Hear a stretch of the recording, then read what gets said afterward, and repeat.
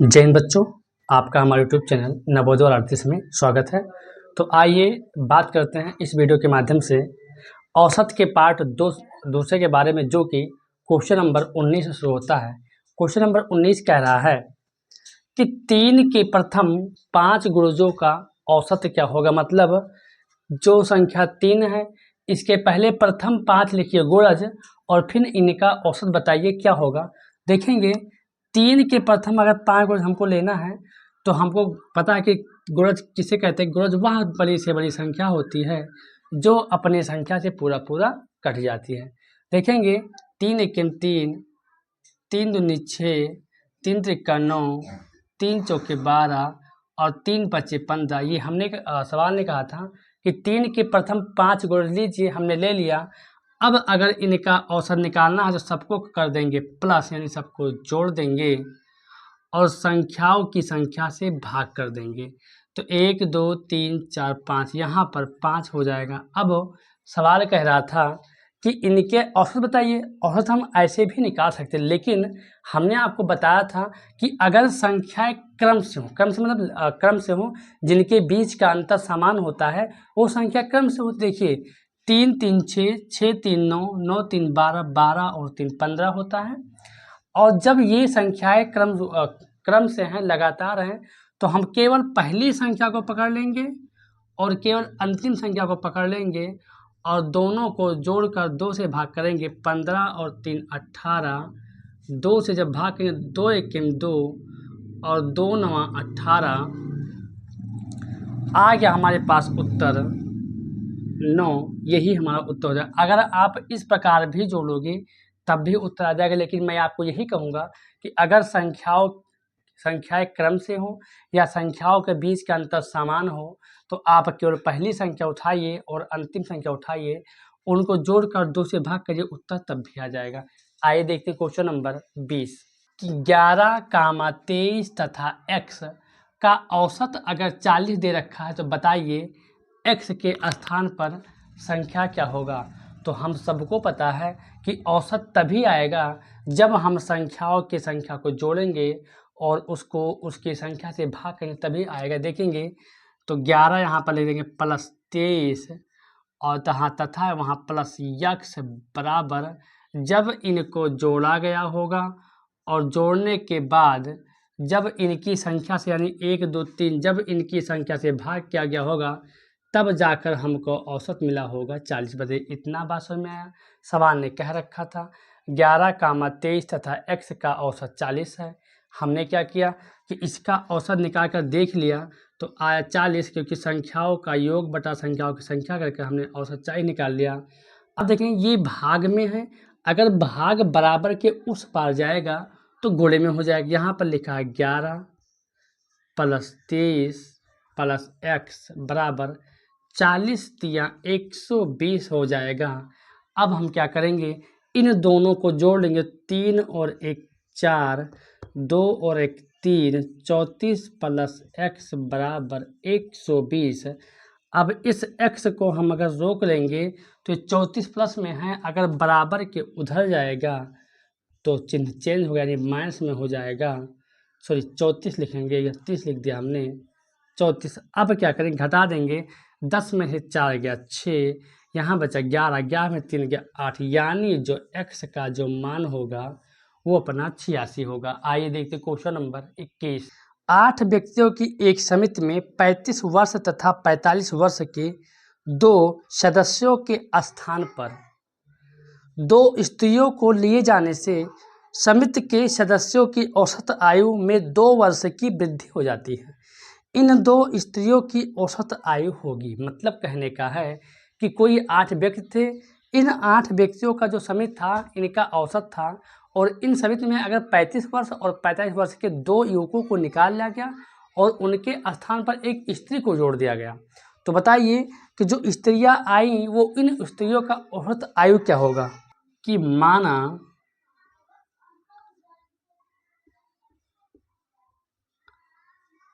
पुरुषों का औसत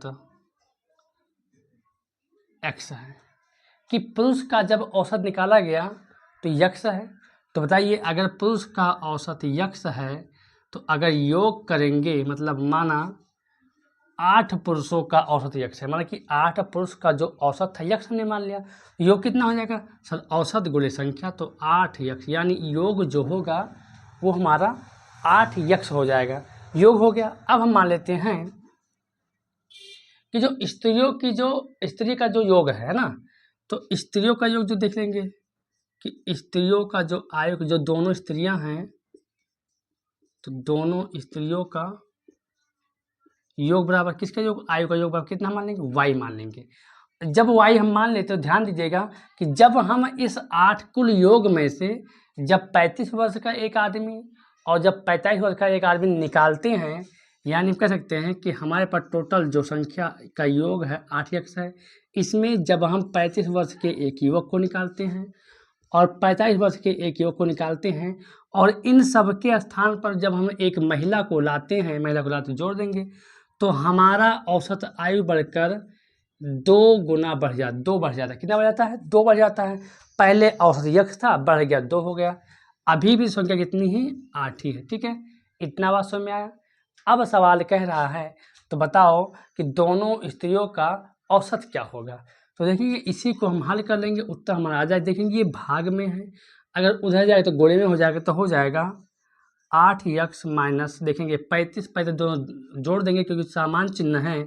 5 और 5 10 के शून्य हासिल है 1 है, 4 3 7 1 हासिल 8 है, प्लस y बराबर ये हो जाएगा 8 1 के 8 यक्स प्लस 8 दूनी 16 हो जाएगा। ठीक है, बराबर के इधर यहाँ पर समान चिन्ह है और बराबर के इधर समान चिन्ह है। आराम से इसको ऐसे काट दो, बचा क्या हमारे पास? केवल y बराबर 16, ये माइनस 80 इधर है, अगर बराबर के उधर जाएगा तो हो जाएगा प्लस 80, यानी जो उत्तर बनेगा वो y बराबर 80 और 10 90 और 96।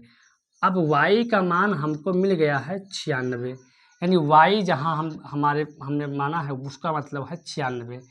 अब उत्तर में 96 आए ना हमसे, लेकिन हमसे सवाल पूछा है कि हमको दोनों स्त्रियों का योग नहीं बताओ, हमको दोनों स्त्रियों का औसत बताओ। दोनों स्त्रियों का योग है तो अगर औसत निकालेंगे तो फार्मूला होता है संख्याओं का योग।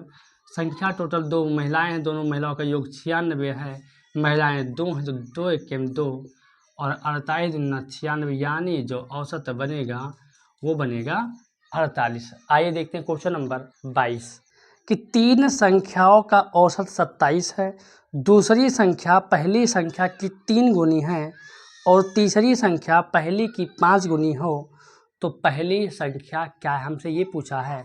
अब इस प्रकार के सवाल को लगाने के लिए आपको ये पता होना चाहिए कि कौन सा मेथड और कौन सी संख्या किसके कितना गुनी है। तो आइए हम इसको हल करते हैं। देखेंगे कि पहले संख्या को हम मान लेंगे कि माना पहली संख्या हमारी ये है, दूसरी ये, तीसरी हमने लिख लिया।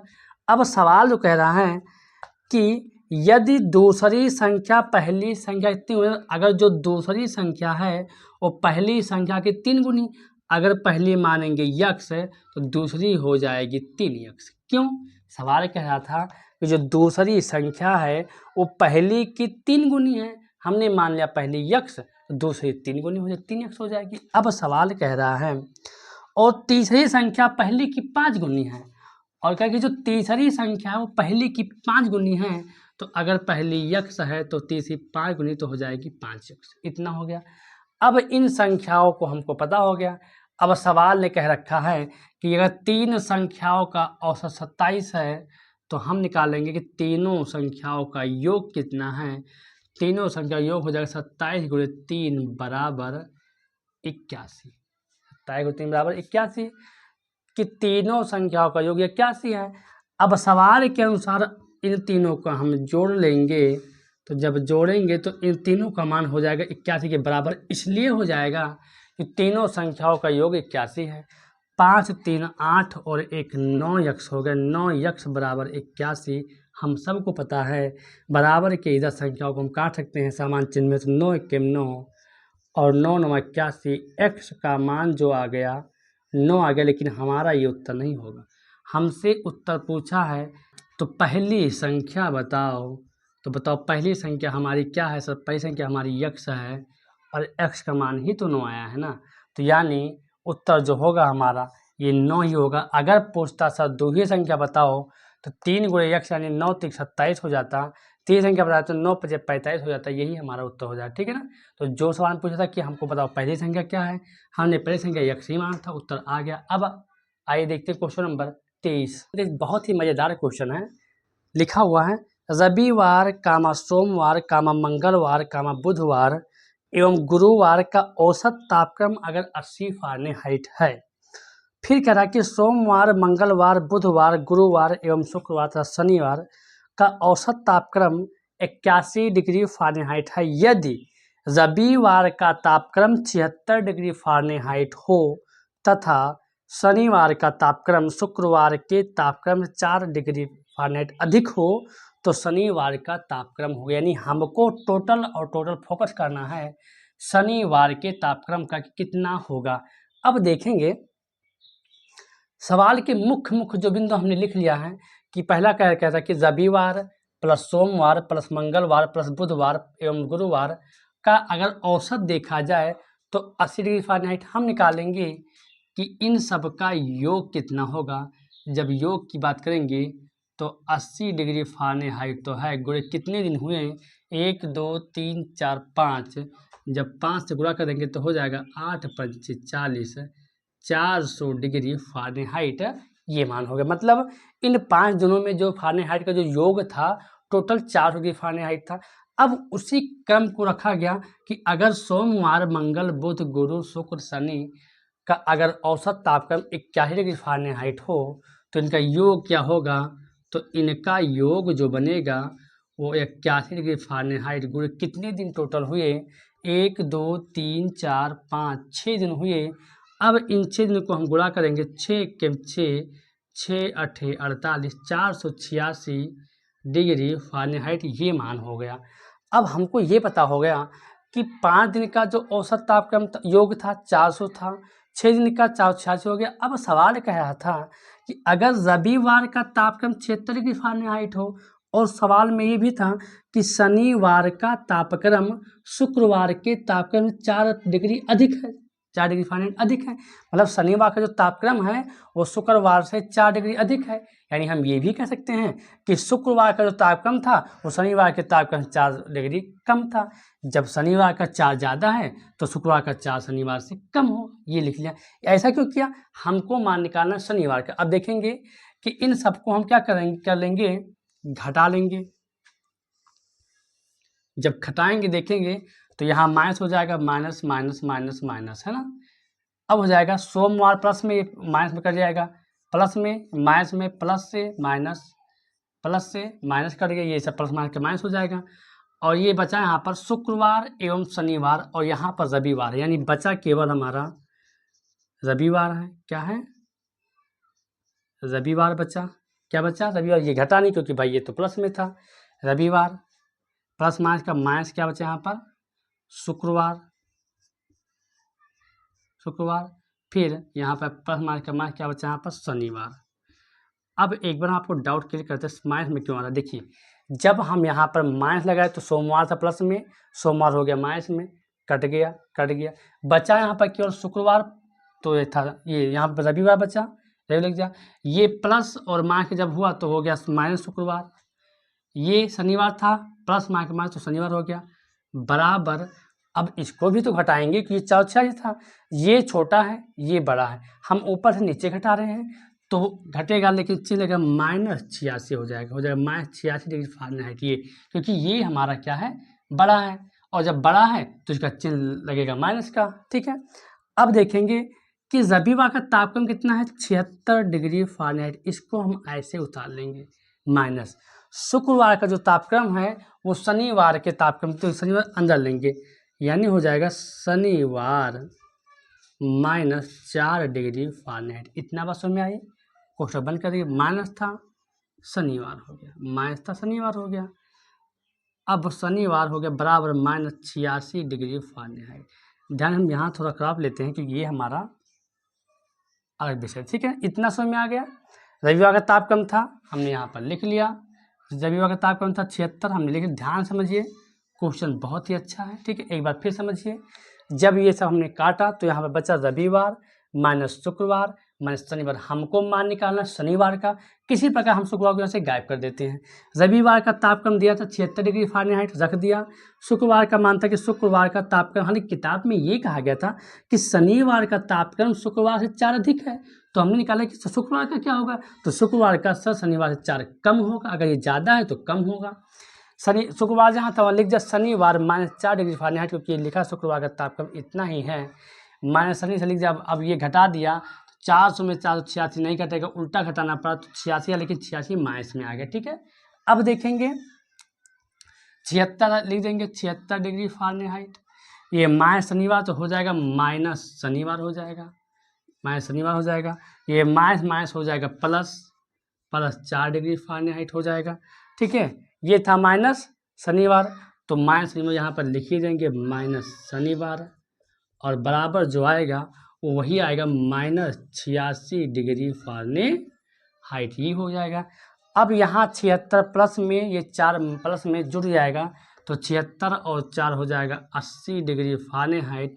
ये भी माइनस में, ये भी माइनस जुड़ जाएगा, हो जाएगा -2 शनिवार,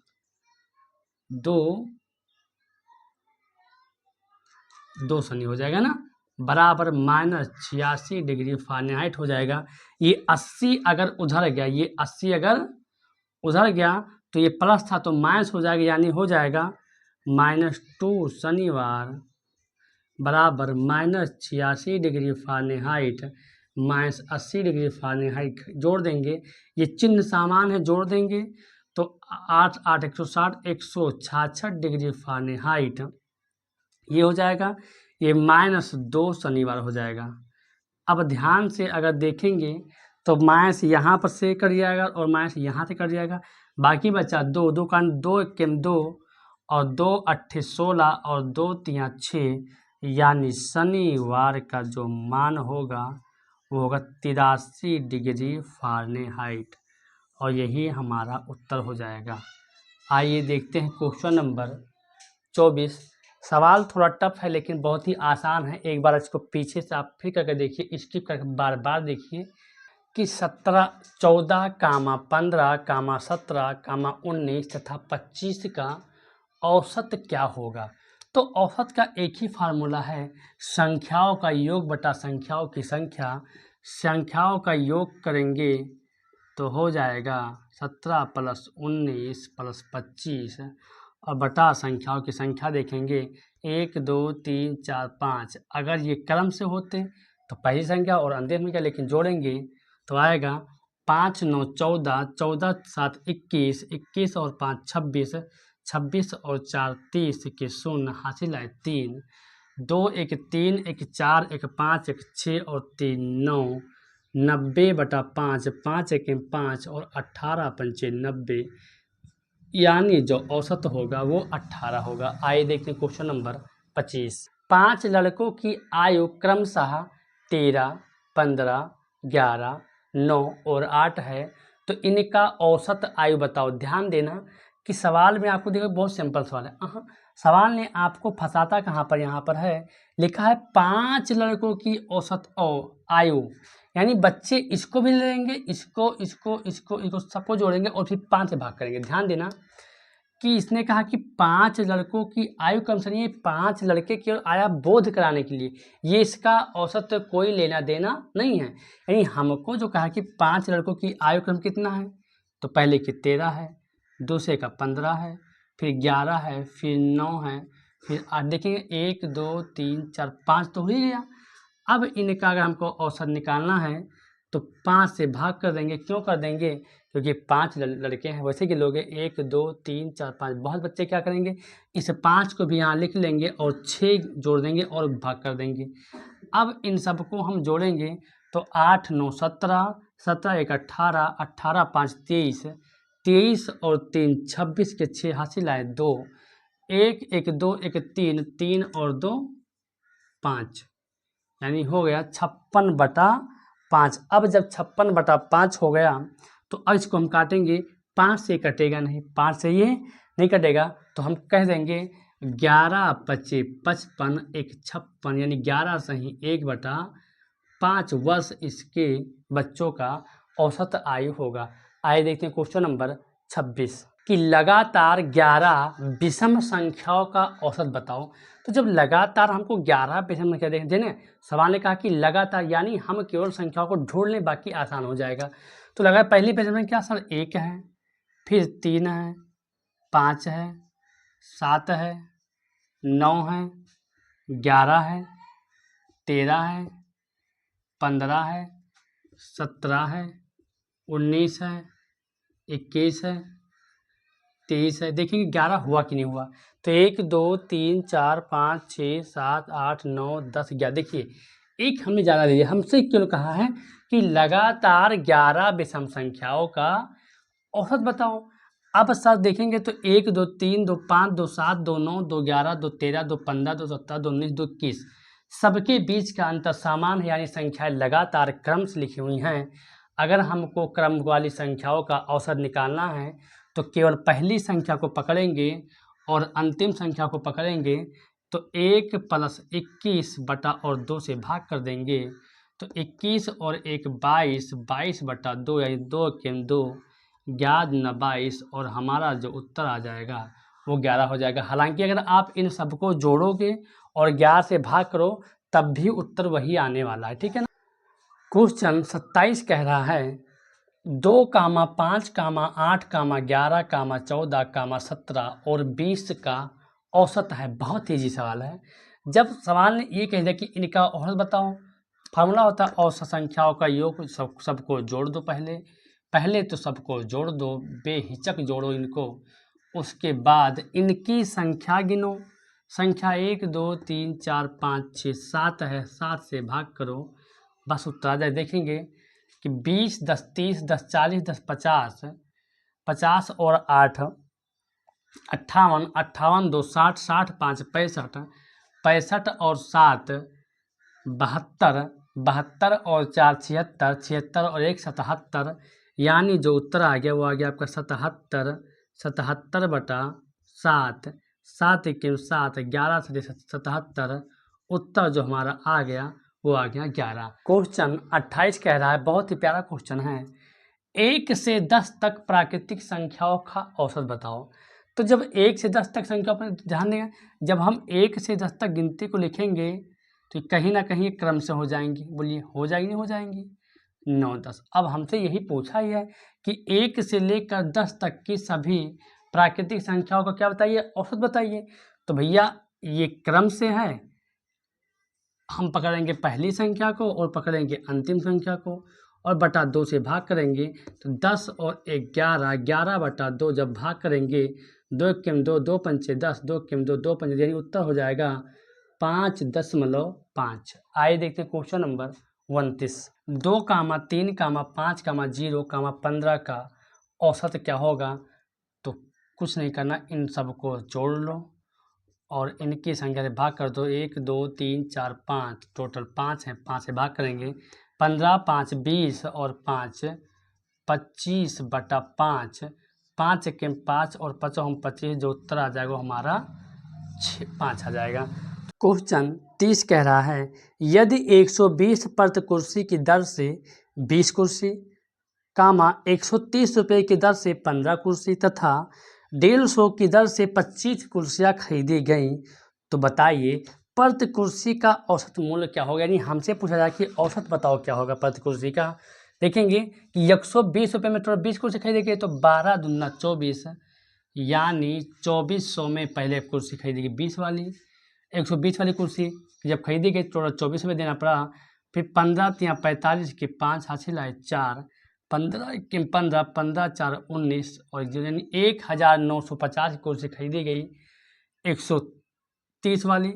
फिर 15 × 25 75 के 5 हासिल आए 7, 15 दूना 30 और 7 37, यानी 3750 की कुर्सी खरीदी गई 150 वाली। अब सवाल कह रहा है कि कुर्सी का औसत मूल्य बताओ। तो भैया संख्याओं के अंकों को जोड़ लेंगे और उनकी संख्याओं की संख्या से भाग कर देंगे। देखेंगे जोड़ेंगे तो ये 2400 हो जाएगा, प्लस 1950 हो जाएगा, प्लस 3750 हो जाएगा। लेकिन ध्यान देंगे कुछ बच्चे क्या करेंगे कि इसको 3 से भाग कर देंगे। हमको औसत जब भी निकालना है तो संख्याओं की संख्या से भाग करेंगे, और संख्या है 25 कुर्सी ये, 15 ये, 25 और 15 40, और 20 कुर्सी ये, 40 और 20 60। टोटल जो कुर्सी हो गया वो 60 हो गया। अब इन सबको हम जोड़ लेंगे, उत्तर आ जाएगा। तो देखेंगे 0 0 0 यानी उत्तर हो गया यहाँ पर 0, 5 5 10 के 0 हासिल आए 1, 7 9 16, 16 4 20 और 1 हासिल 21 के 1 हासिल आए 2, 3 1 4, 4 2 6, 6 और 2 8 यानी हो जाएगा 8100। कितना हो जाएगा 8100। अब इसका उत्तर आएगा 0 से 0 काट देंगे, आ जाएगा 810/6, है ना। अब 6 से पूरा कटे, कैसे कटेगा?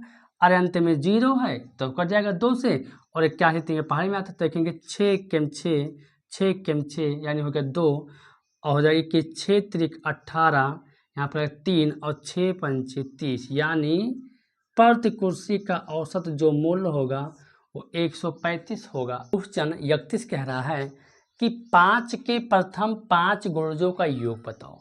मतलब 5 है संख्या, इस 5 के प्रथम 5 निकालिए गुणज और उनका योग बताइए।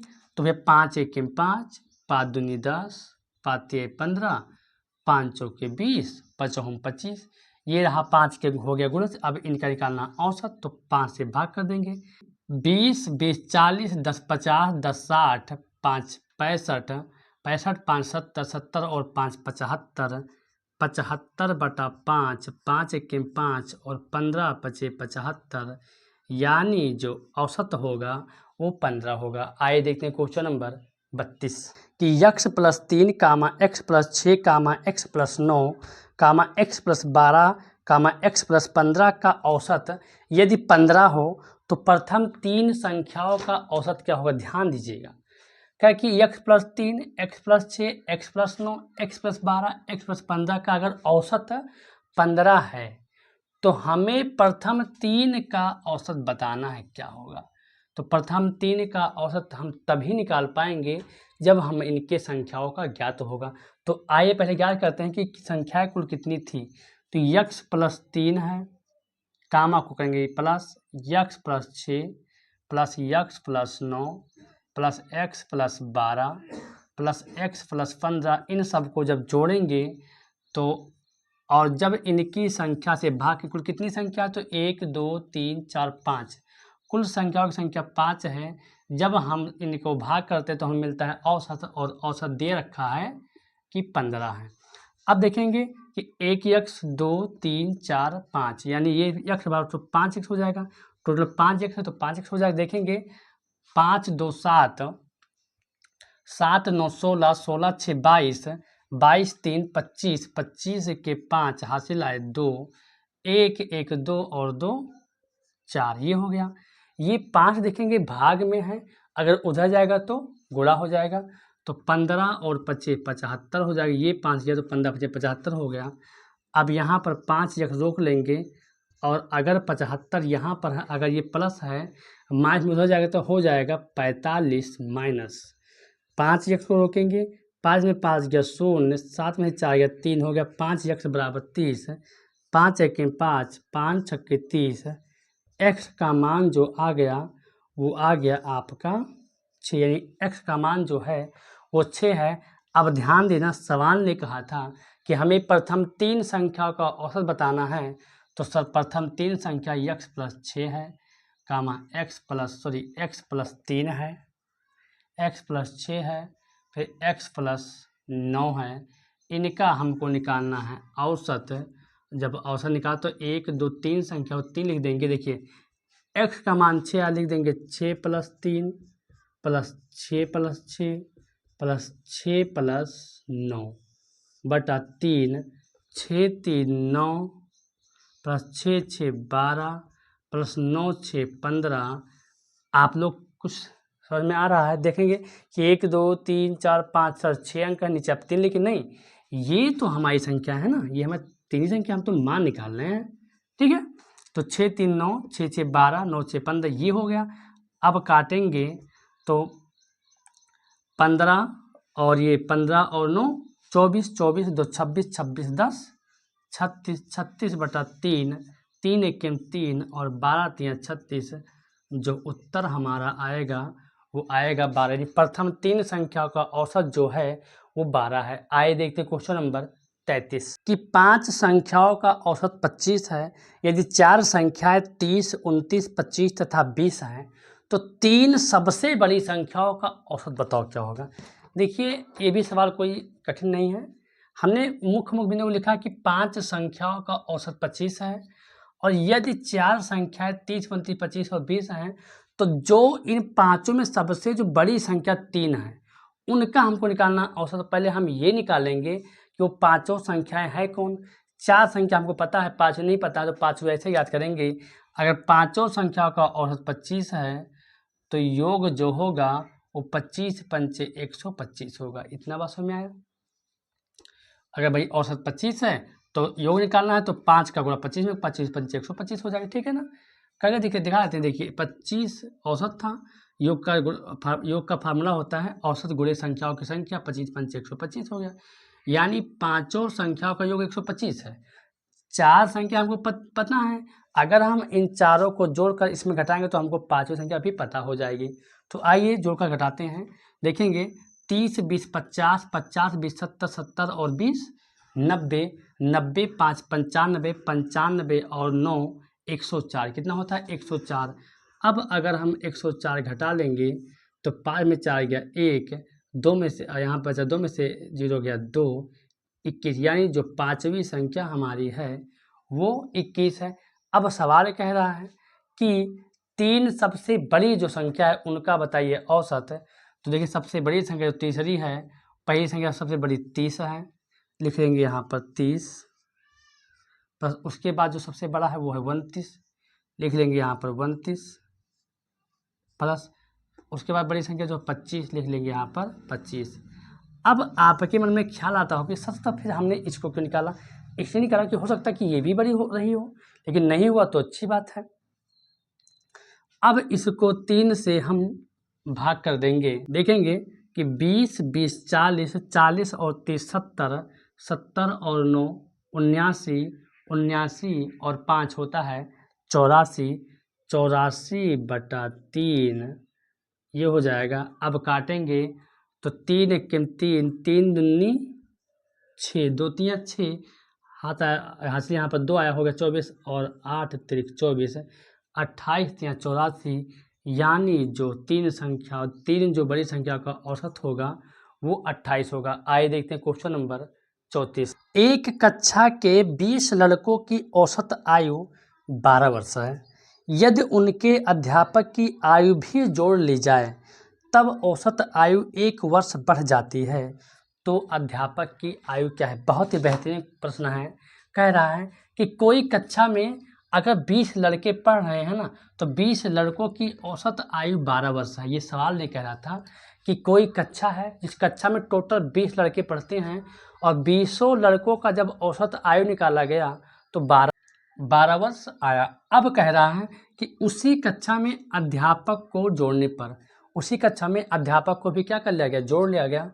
और जब अध्यापक को जोड़ लिया गया तो औसत आयु जो था वो 1 वर्ष बढ़ गया। यानी पहले 12 था, जब अध्यापक आया तो 1 बढ़ गया 13 वर्ष हो गया, यानी औसत आयु 13 वर्ष हो गया। अब सवाल कह रहा है तो अध्यापक की आयु कितनी थी। तो हम पहले ये निकालेंगे कि बच्चों की आयु कितनी। तो अगर 20 लड़कों की औसत आयु 12 है तो 20 लड़कों का जो योग होगा वो होगा 12 गुणे 20 यानी 12 दूना 24 यानी 240 वर्ष होगा। यानी जो 20 बच्चे हैं अगर उन सभी का आयु मिलाया जाएगा तो 240 वर्ष आएगा। अब क्वेश्चन कह रहा है कि अध्यापक को जैसे जोड़ा गया वैसे औसत आयु 1 वर्ष बढ़ गई। तो जब अध्यापक आया तो बच्चे 20 थे, अध्यापक आए तो कितना हो गया 21, यानी बच्चे और अध्यापक मिलाकर 21 हो गए। तब जो योग बना होगा वो योग बना होगा 13 गुणे 21। 1 वर्ष बढ़ा अध्यापक आया, 21 लोग हो गए। तो गुणा करके जो उत्तर आएगा वो बना 13 1 13 के 3 हासिल आए 1, 13 26 26 और हासिल 27 273 वर्ष।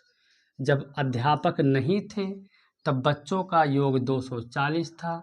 जब अध्यापक आ गए तो बच्चों का कुल योग 273 हो गया। तो बताइए कि बच्चों का योग अगर 240 है, अगर 273 जिसमें बच्चों का भी योग है और टीचर का भी योग है, अगर इसमें से बच्चों का योग निकाल लेंगे तो जो बचेगा वो बचेगा टीचर का योग, यानी 3 से 0 गया 3, 7 में 4 गया 3, 2 33 वर्ष, यानी जो अध्यापक की जो आयु है वो है 33 वर्ष। आइए देखते हैं क्वेश्चन नंबर 35। किसी क्रिकेटर की 10 पारी के रनों का औसत 60 है।